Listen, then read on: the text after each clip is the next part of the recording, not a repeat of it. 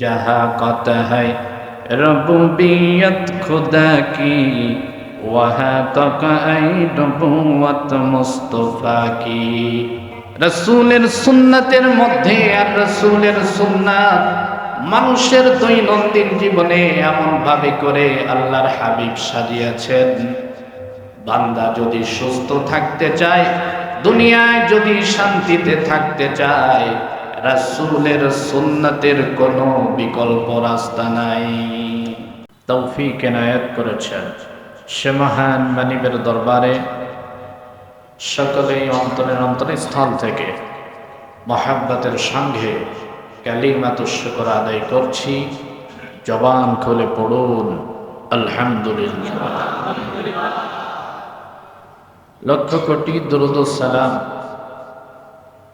আল্লাহর সৃষ্টি জগতের প্রধান আকর্ষণ, মানবতার সভা, বিশ্ব সভার সভাপতি, আম্বিয়া কুলের সর্দার, আকায়ে নামদার, তাজেদারে মদিনা হযরত মুহাম্মদুর রাসূলুল্লাহ সাল্লাল্লাহু আলাইহি ওয়াসাল্লামের উপর যে নবীর আগমনের মাধ্যমে গোটা পৃথিবীর থেকে আল্লাহ তাআলা কিয়ামত পর্যন্ত অন্ধকারকে, বাতিলকে আল্লাহ তাআলা ধ্বংস করে দিয়েছেন। যে নবীর আগমনের মাধ্যমে গোটা পৃথিবীকে আল্লাহ তাআলা তার মুমিন বান্দা ও বান্দিগণের মাধ্যমে আল্লাহ তাআলা সাজিয়েছেন। যে নবীর মাধ্যমে আল্লাহ তাআলা মানুষকে শ্রেষ্ঠত্ব দান করেছেন, যে নবীর মাধ্যমে আল্লাহ রাব্বুল আলামিন পৃথিবীর আনাচে কানাচে নির্যাতিত, নিপীড়িত মানুষের অধিকার ফিরিয়ে দিয়েছেন।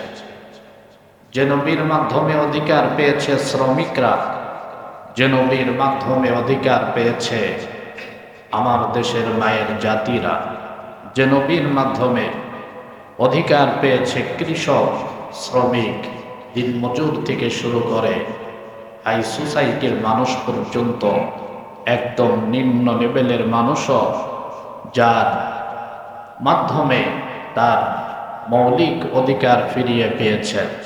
আমরা আল্লাহ তাআলার কাছে শুকরিয়া আদায় করি, আল্লাহ তাআলা তেমন একজন পয়গম্বরের উম্মত বানিয়ে আমাকে আপনাকে ধন্য করেছেন। আলহামদুলিল্লাহ।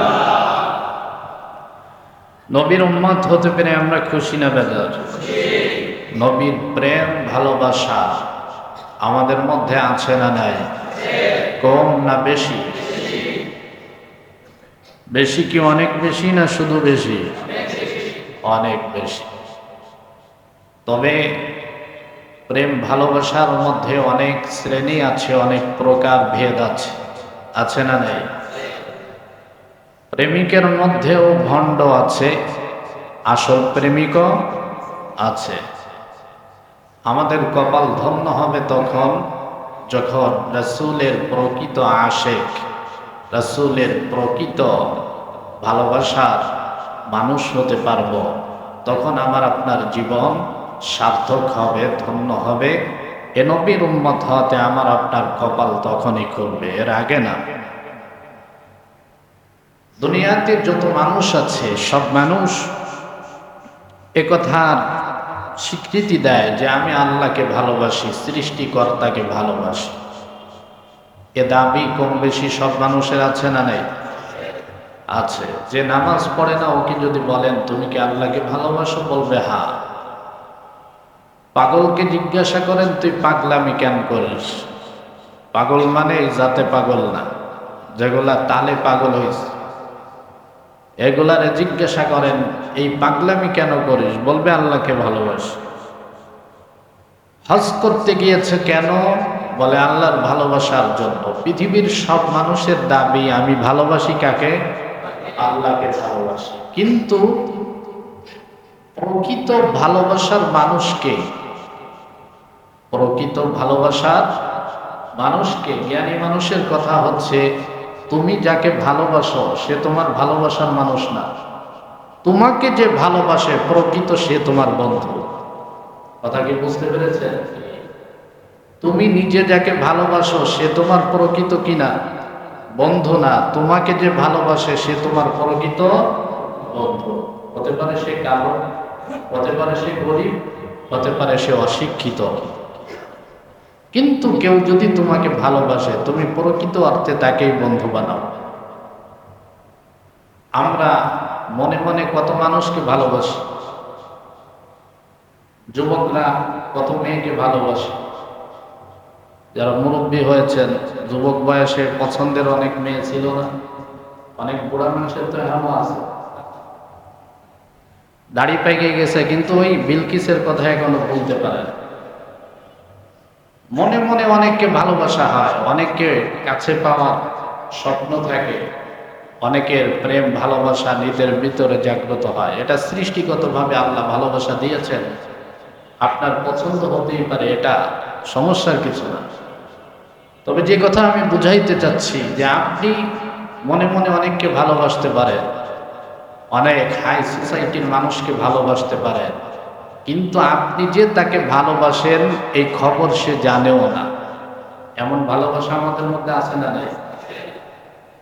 কিন্তু যে ব্যক্তি আপনাকে ভালোবাসে সে হচ্ছে আপনার প্রকৃত বন্ধু।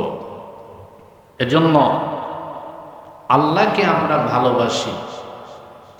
আল্লাহ তাআলা কোরআনের মধ্যে এই কথারই জবাব দিয়েছেন, বান্দা তুমি আমাকে ভালোবাসো এটা তোমার মুখের দাবি, আমি আল্লাহ তোমার এই দাবির মাধ্যমে তোমার প্রকৃত বন্ধু না। আমি তোমার প্রকৃত বন্ধু হচ্ছি তখন যখন আমি আল্লাহ বলবো বান্দা তোকে আমি ভালোবাসি। সুবহানাল্লাহ বলবেন না? আল্লাহ তাআলা বলেছেন, কুল ইন কুনতুম তুহিব্বুনাল্লাহ ফাত্তাবিউনি ইউহিব্বুকুমুল্লাহ ওয়া ইয়াগফির লাকুম যুনুবাকুম ওয়াল্লাহু গফুরুর রহিম। আল্লাহ রাব্বুল আলামিন বলেন, হাবিব আমার, পৃথিবীর সব মানুষের দাবি হচ্ছে তারা আমি আল্লাহকে ভালোবাসে, আমি আল্লাহকে ভালোবাসে। এই দাবির মাধ্যমে আল্লাহর ভালোবাসা পাওয়া যায় না। হাবিব আমার, যখন আমি আল্লাহ বলবো বান্দাকে ভালোবাসি তখনই তার প্রকৃত বন্ধু আমি হব, এর আগে নয়।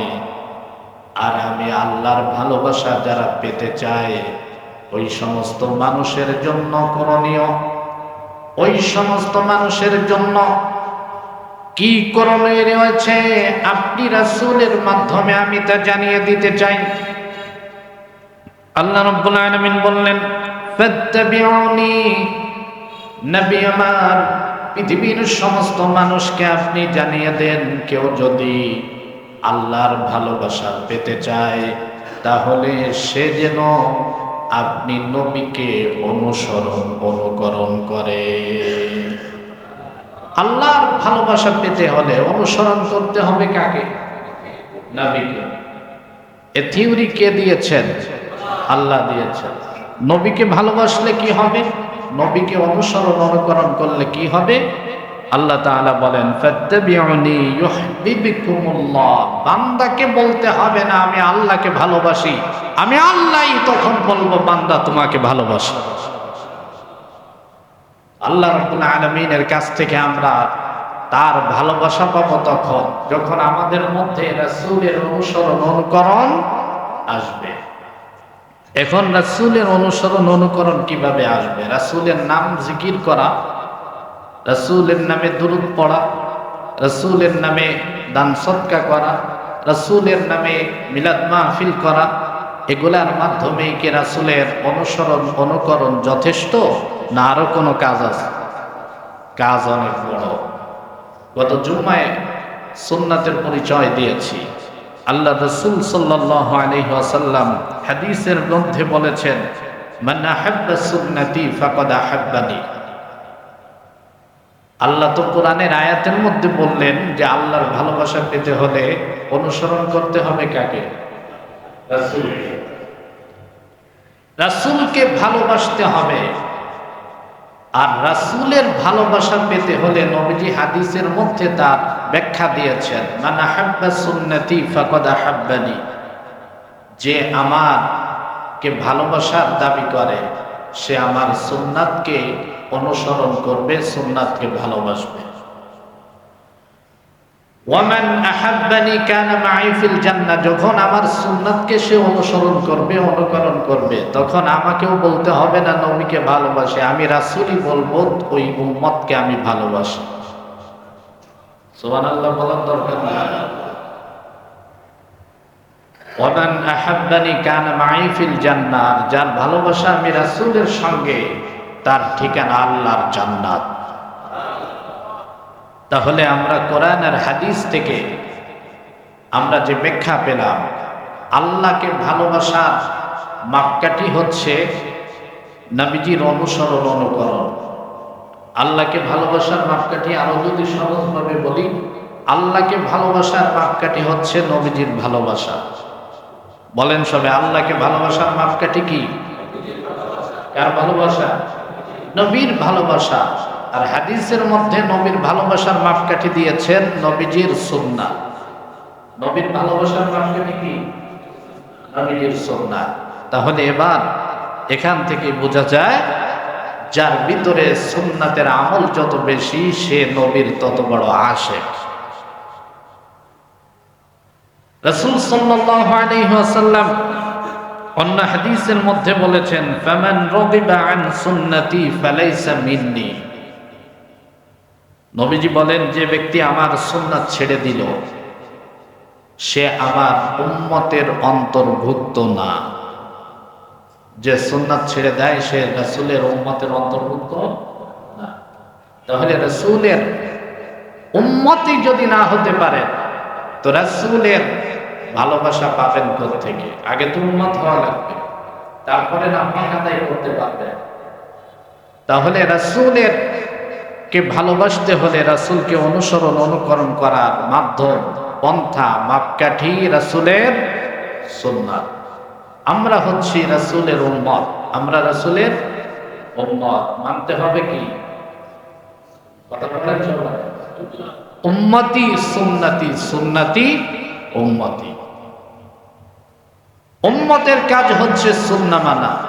সুন্নাহর বাইরে আমার আপনার জিন্দেগির কোন সাবজেক্ট ইসলামের মধ্যেও আল্লাহ তাআলা রাখেন নাই। সুন্নাত ছাড়া বান্দা তুই চলতে পারবি না। গত জুমায় বলেছি, সুন্নাতের ব্যাখ্যা দিয়েছি। শুধু টুপি আর দাড়ি এটার নাম সুন্নাহ না, সব বিধানের মধ্যে রাসূলের সুন্নাহ আছে। 2 রাকাত জুমার নামাজ আদায় করব, সেটা আল্লাহর হুকুম, হুকুম অনুযায়ী ফরজ, রীতি অনুযায়ী সেটাও সুন্নাহ। কোরআনের মধ্যে কোথাও নাই 2 রাকাত জুমার নামাজ 2 রাকাত আদায় করতে হবে, এই নিয়মে নামাজ আদায় করতে হবে, এটা কোরআনের মধ্যে উল্লেখ করে নাই। জুমার নামাজের আদেশ করেছেন, জুমা ফরজ করেছেন, কিভাবে আদায় করবেন এই বিশ্লেষণ কোরআনে দেওয়া হয় নাই। এই বিশ্লেষণ দিয়েছেন মুহাম্মদুর রাসূলুল্লাহ সাল্লাল্লাহু আলাইহি ওয়াসাল্লাম হাদিসের মধ্যে। এজন্য জুমার নামাজ এটা হুকুম হচ্ছে আল্লাহ, ফরজ, হুকুমের দিক দিয়া ফরজ, কিন্তু এটা রীতির দিক দিয়া এটা সুন্নাহ। তাহলে ফরজ নামাজে আপনি সুন্নাহ ছাড়া আদায় করতে পারবেন না। আল্লাহ তাআলার বিধান দেখেন কত সুন্দর করে আল্লাহ সাজিয়েছেন। এজন্য আমার আপনার নবীর মর্যাদা, আমার আপনার নবীর স্তর আগে আমাকে আপনাকে জানতে হবে। আমার নবীর সম্মান কত বেশি। আল্লাহ তাআলার সম্মান, আল্লাহ তাআলার স্তরের পরের স্থানই হচ্ছে আমার আপনার নবীর স্থান। এজন্য কবি বলেছেন, যাহা কথা হয় রুবুবিয়ত খুদা কি ওয়াহা তাকাই নবুয়ত মুস্তাফা কি। যাহা কথা হয় রুবুবিয়ত খুদা কি ওয়াহাতাকা আইনুবুওয়াত মুস্তাফা কি। আমার আল্লাহ তাআলার রুবুবিয়্যাতের বাউন্ডারি যত দূর, আমার রাসূলের নবুয়তের বাউন্ডারিও তত দূর। এমন কোন নবীকে আল্লাহ তাআলা দেন নাই। আল্লাহ রাব্বুল আলামিন এই উম্মতকে রাসূলের সুন্নাতের মধ্যে, আর রাসূলের সুন্নাত মানুষের দৈনন্দিন জীবনে এমন ভাবে করে আল্লাহর হাবিব সাজিয়েছেন, বান্দা যদি সুস্থ থাকতে চায়, দুনিয়ায় যদি শান্তিতে থাকতে চায়, রাসূলের সুন্নাতের কোনো বিকল্প রাস্তা নাই। বিকল্প কোনো রাস্তা নাই। আপনাকে দুনিয়ায় শান্তিতে থাকতে অনেক পরকালের সাবজেক্ট তো পড়ে। দুনিয়ায় যদি শান্তি চায় তাহলে সুন্নাত মানতে হবে কার? রাসূলের। আমি আপনি ডাক্তারের থিওরি মানি, কিন্তু নবীজির থিওরি আমি আপনি ফলো করতে চাই না। নবীজি উম্মতের জন্য ভবিষ্যৎবাণী করেছেন, আমার উম্মতের অধিকাংশ মানুষ দুইটি জিনিস থেকে বঞ্চিত থাকবে। কয়টা জিনিস থেকে? দুইটা জিনিস থেকে। এক নম্বরে নবীজি বলেন আসসিহাতু, মানুষ বঞ্চিত থাকবে তার সুস্বাস্থ্য থেকে। দুই নম্বরে নবীজি বলেন ওয়াল ফারাগ, অবসরতা থেকে মানুষ বঞ্চিত থাকবে। মানুষের সুখ শান্তির মূল চাবিকাঠি হচ্ছে এই দুই জিনিসের মাধ্যমে। একটা হচ্ছে সুস্বাস্থ্য, আর একটা হচ্ছে অবসরতা, কিছু অবসর সময়। দুনিয়ার মধ্যে মানুষ যখন সুন্নাতের পাবন্দি না করে, সুন্নাত ছেড়ে যখন মন চাহি জিন্দেগিতে চলে, ওই মানুষগুলা তখন আর অবসর সময় পায় না। আর অবসর সময় যদি না পান, স্ত্রীকে সময় দিতে পারবেন না, সন্তানকে সময় দিতে পারবেন না, বন্ধু বান্ধবকে সময় দিতে পারবেন না, আল্লাহর ইবাদতের জন্য আপনি আমি সময় বের করতে পারবো না। আর মানুষ যখন এগুলার সময় যখন নিজের কাছে না থাকে, ওই মানুষের ধন সম্পদ থাকতে পারে কিন্তু মনের মধ্যে কখনোই শান্তি আসতে পারে না। অবসর সময় যদি না পান, মনের মধ্যে কি থাকে না? শান্তি থাকে না। 24 ঘন্টা আপনার মাথায় টেনশন থাকবে। এজন্য সম্পদ যার যত বেশি, তার অবসর সময় তত কম, আর এই মানুষের শান্তি তত কম। নবীজি বলেছেন উম্মত প্রথম নম্বরে বঞ্চিত থাকবে সুস্বাস্থ্য থেকে। সুস্বাস্থ্যের জন্য মানুষের খাওয়ার প্রয়োজন, খাদ্যের প্রয়োজন।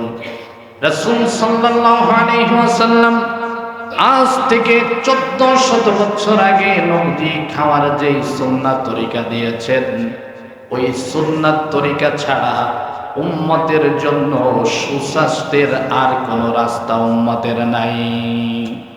নবীজির সুন্নাত তরিকা হচ্ছে, তুমি খাদ্যের সময় তোমার পেটকে 3 ভাগ করো। কয় ভাগ?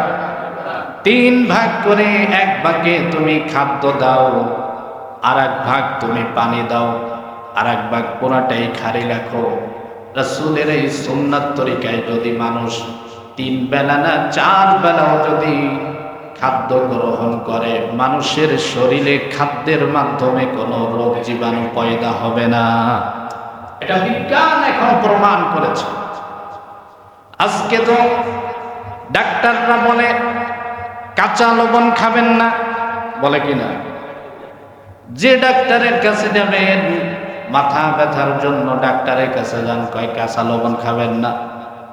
পেট ব্যথার জন্য গেছেন, বলে কাঁচা লবণ খাবেন না। সব ডাক্তারের জিকির একটাই, কাঁচা লবণ খাবেন না।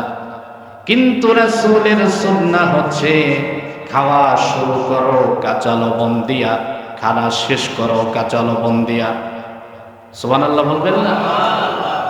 খাবার শুরুতে মুখে একটু লবণ দাও, খানা শেষ আবার মুখে লবণ দাও।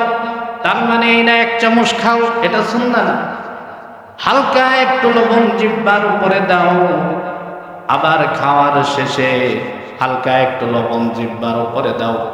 হযরতে আলী রাদিয়াল্লাহু তাআলা আনহু বলেছেন, কোন মানুষ যদি খাওয়ার আগে আর পরে যদি লবণ দেয়া শুরু করে, লবণ দিয়া শেষ করে, ওই খানার মাধ্যমে আল্লাহ রাব্বুল আলামিন তাকে 70টা রোগ থেকে আল্লাহ তাকে হেফাজত করবেন। তাহলে ডাক্তারের থিওরি আর রাসূলের সুন্নাত এক হয়, কিন্তু বিজ্ঞান যদি, চিকিৎসা বিজ্ঞান যদি রাসূলের এই সুন্নাহ নিয়ে গবেষণা করে, খোদার কসম বিজ্ঞান মাথা নত করে বলতে বাধ্য হবে রাসূলের সুন্নাহই সত্য, আমাদের থিওরি মিথ্যা হয়েছে।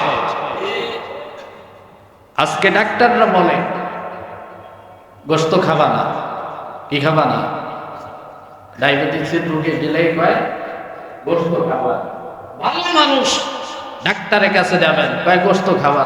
গত মাসে আমি ডাক্তারের কাছে গেছি, আমার পা চালা, হ্যাঁ আমার থিওরি কতগুলা দিল, তার মধ্যে কয় গোশত খাবেন না। হুজুর মানুষ তো দাওয়াত বেশি খান, আর গেলেই তো গোশত দেয়। আমি কই ডাক্তার সাহেব আপনি তো এই তালে আছেন, এই কি এমন আছে অত মাসের মধ্যে দাওয়াত দেন, আপনি আগের সিস্টেম এখন ধরে কয় না, তারপরে হুজুররা গোশত বেশি খায়।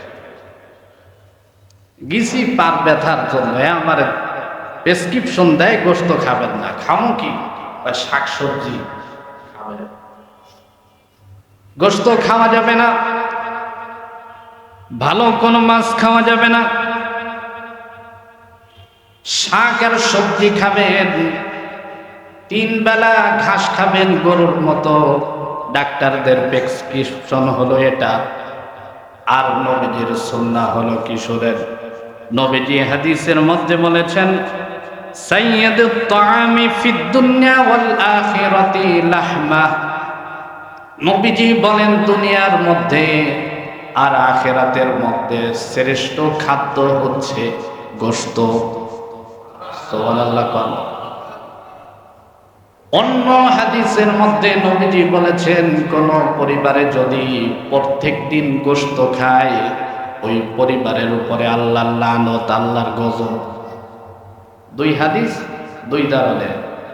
এক জায়গায় নবীজি বলেছেন শ্রেষ্ঠ খাদ্য হচ্ছে গোশত, অন্য হাদিসের মধ্যে নবীজি বলেছেন প্রত্যেক অক্তে, প্রত্যেক বেলায়, প্রত্যেক দিন যারা গোশত খায় তাদের উপরে লানত কার, আল্লাহর লানত।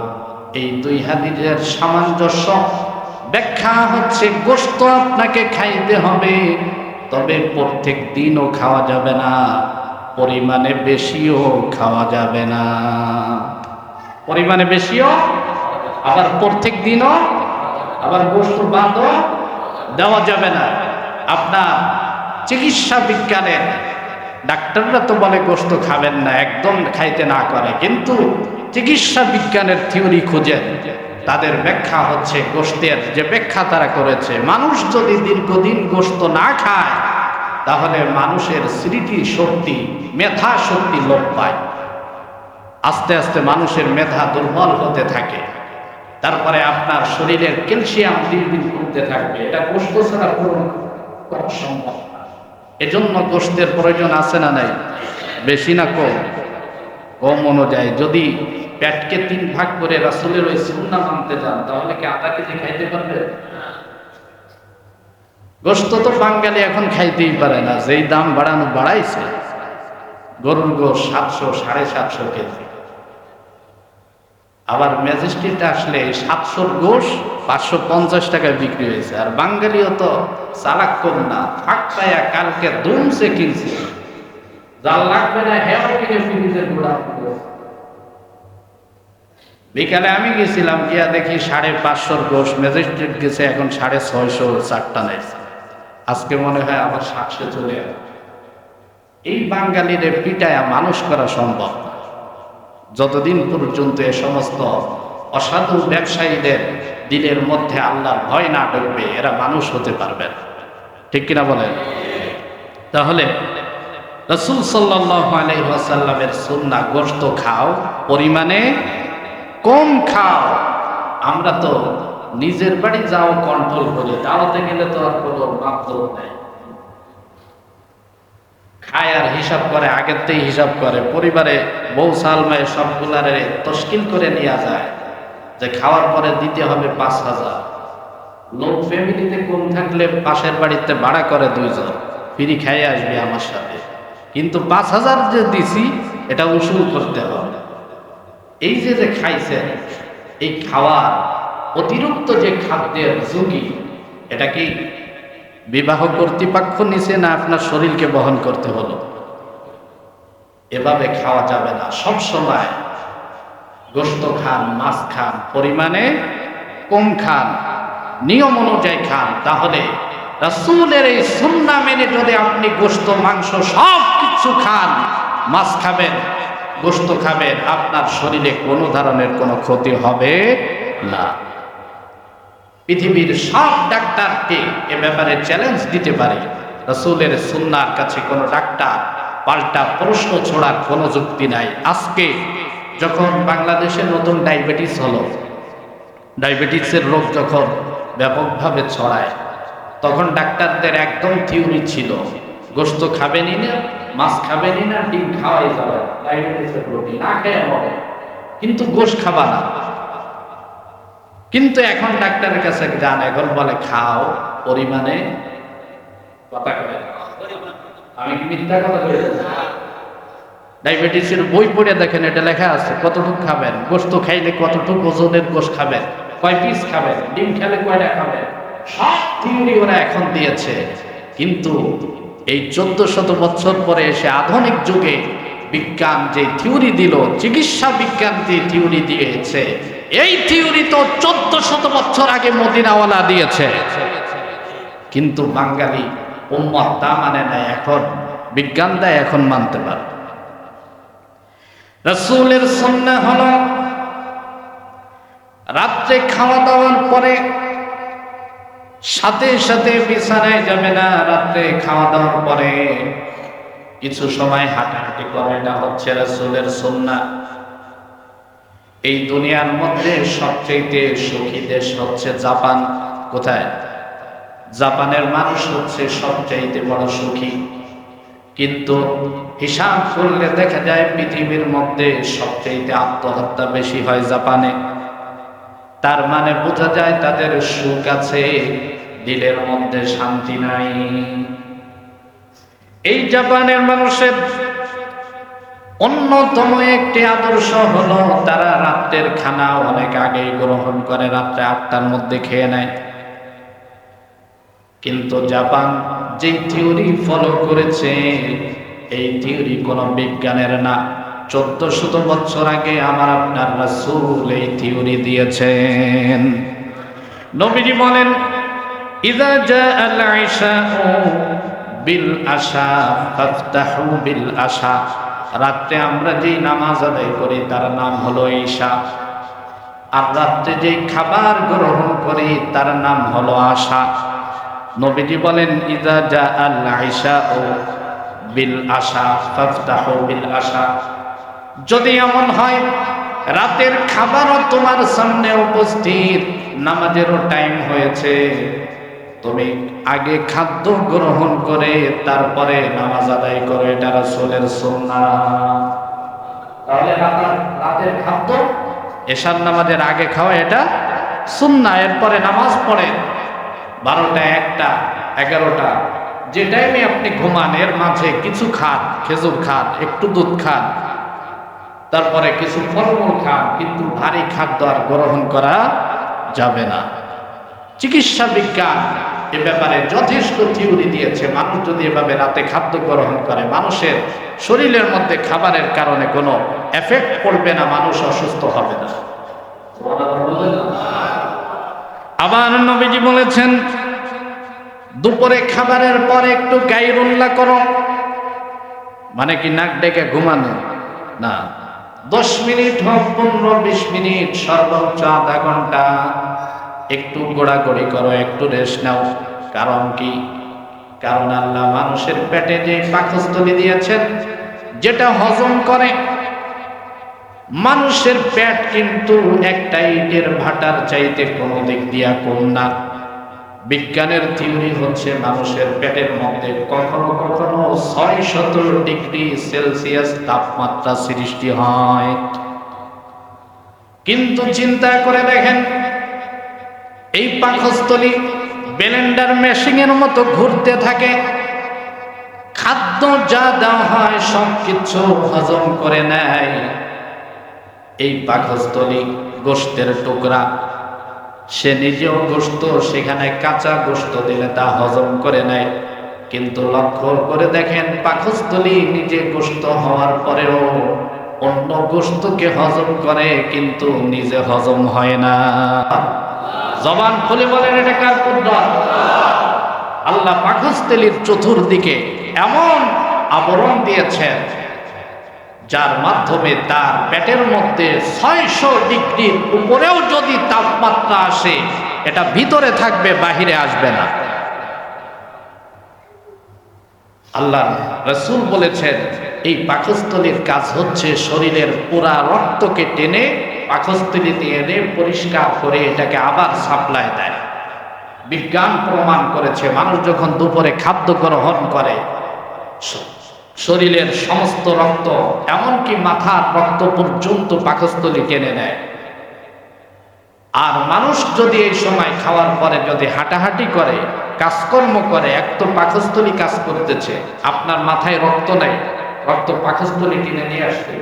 এই অবস্থায় যদি অতিরিক্ত টেনশন করেন আর ভারী কোনো কাজ করেন, আপনি ব্রেন স্ট্রোক করতে পারেন। রাসূলের সুন্নাহ হচ্ছে খাওয়ার পরে রেস্ট নাও, তোমার পাকস্থলী কাজ করবে, তুমি কাজ করে না। তাহলে কি থাকবে?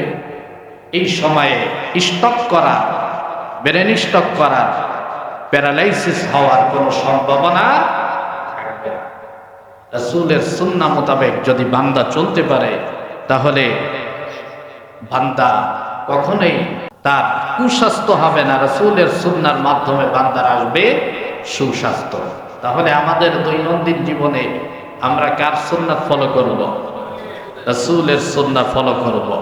অনেক রাসূলের সুন্নাহ নিয়ে আলোচনা করলে সারাদিন আলোচনা করেও শেষ করা যাবে না। আমাদের সামনে রাসূলের যে সুন্নাহ আছে, প্রত্যেকটা সুন্নাহ আমরা যথাযথভাবে পালন করব ইনশাআল্লাহ।